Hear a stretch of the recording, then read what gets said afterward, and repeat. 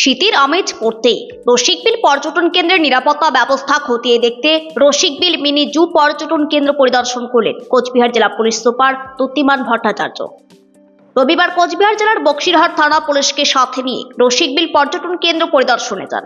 প্রসঙ্গত, শীতের আমেজ পড়তেই পর্যটকদের ঢল নামেই রসিকবিলে, তাই পর্যটকদের নিরাপত্তার কথা মাথায় রেখে এদিন পুলিশ সুপার পরিদর্শনে যান, পাশাপাশি সমস্ত নিরাপত্তা ব্যবস্থা খতিয়ে দেখেন। এ বিষয়ে কোচবিহার জেলা পুলিশ সুপার দ্যুতিমান ভট্টাচার্য বলেন, বক্সিরহাট থানার এই রসিকবিল একটি গুরুত্বপূর্ণ পর্যটন কেন্দ্র। প্রত্যেক বছর শীতকালে এখানে প্রচুর মানুষের ঢল নামে। 25শে ডিসেম্বর থেকে 1 জানুয়ারির রেকর্ড সংখ্যক ভিড় হয় সেখানে। গত বছর আলিপুর চিড়িয়াখানার পর রসিকবিল চিড়িয়াখানায় ভিড় ছিল চোখে পড়ার মতো। বক্সিরহাট থানার এই রসিকবিল একটি গুরুত্বপূর্ণ পর্যটন কেন্দ্র।